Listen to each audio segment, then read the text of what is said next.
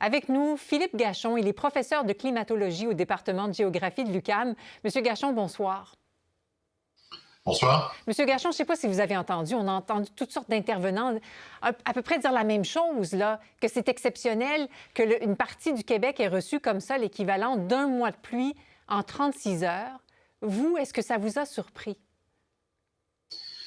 Certainement, les quantités sont impressionnantes, vous venez de le mentionner, mais je pense que ce qui a surtout été un des problèmes pendant cet événement-là, c'est les intensités horaires. En fait, on a eu plusieurs événements. D'ailleurs, moi, j'habite en Montérégie, on l'a vu d'ailleurs ce matin.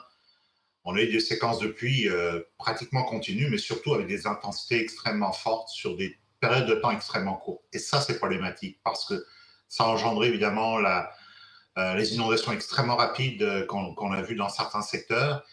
Et c'est ce problème-là qui va, on va dire, nous préoccuper en particulier dans le futur avec le réchauffement climatique.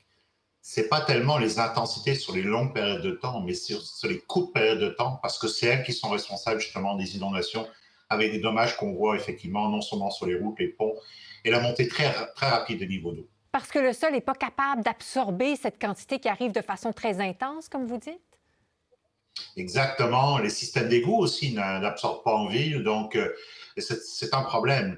Les fortes intensités sur des périodes de temps extrêmement courtes, ça pose tout un enjeu évidemment pour le design des infrastructures urbaines, mais aussi même, on le voit ici dans les zones urbaines, en fait rurales, parce que c'est des quantités qui sont énormes, qu'on ne voit pas normalement dans nos régions comme nous. On voit beaucoup plus au sud, dans les régions tropicales, en région de mousson, mais pas dans nos régions à nous. Et avec le réchauffement, c'est ce qui va en fait, nous affecter de plus en plus. Donc, cette intensité, c'est ça qui préoccupe. Mais qu'est-ce qui explique une telle intensité, Monsieur Gachon?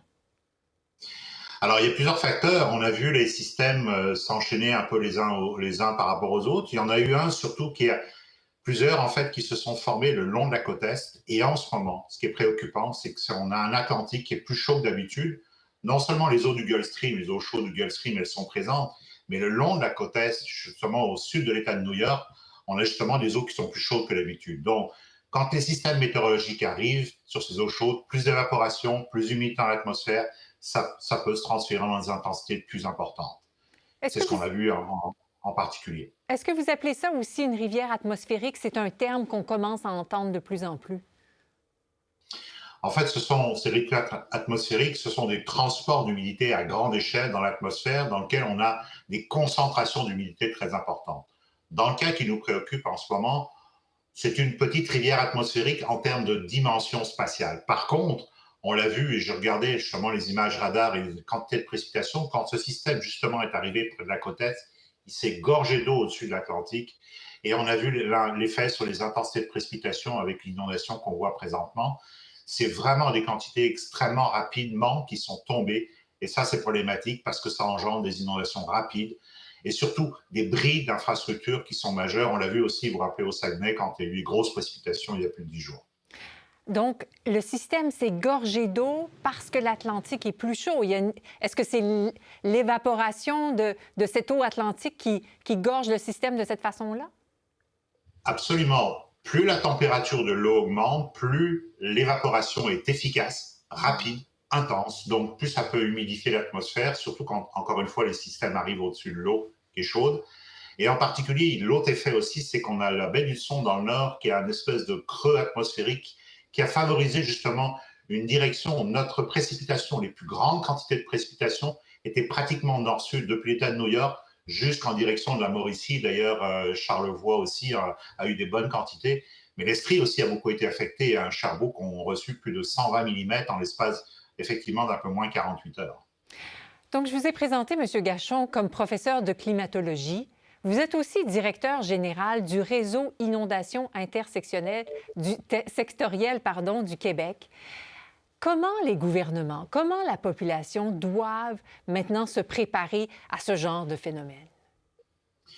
D'abord, première des choses, et j'encourage les autorités à le faire, c'est tirer les leçons apprises de l'événement. Est-ce que cet événement-là, on a bien vu en termes de prévision? Et si c'est un événement exceptionnel, comment mieux se préparer? C'est un peu la question. Et je pense qu'au Québec, on a des infrastructures qu'on doit revoir. De toute façon, la plupart ont été construites dans les années 60, 70, au moment où on ne parlait pas de changement climatique. et surtout travailler en amont.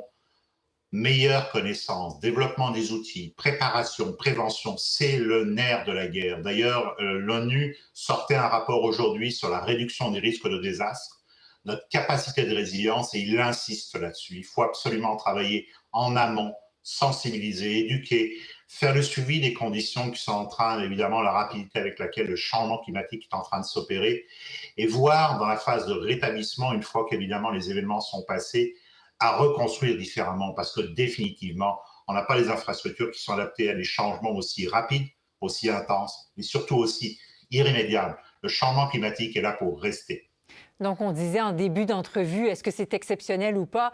Peut-être que ça va devenir de moins en moins exceptionnel, Monsieur Gachon, si ces événements-là, on commence à s'y habituer.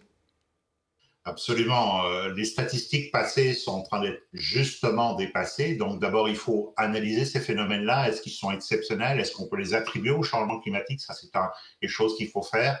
Et regarder aussi dans le futur, avec les outils de plus en plus développés en termes de modélisation, voir comment ces événements particulièrement intenses sur les durées très courtes vont évoluer, parce que c'est ça les enjeux. Surtout, encore une fois, vis-à-vis des infrastructures et vis-à-vis aussi de la sécurité des personnes. Pour bien se préparer, il faut évidemment avoir une bonne connaissance de ces phénomènes-là et pouvoir mieux les prévoir dans le futur, et donc pour être capable de s'améliorer, entre autres. Philippe Gachon, je rappelle que vous êtes professeur de climatologie au département de géographie de l'UQAM. Merci beaucoup d'avoir été avec nous ce soir. Merci à vous. Bonne fin de journée. Au revoir.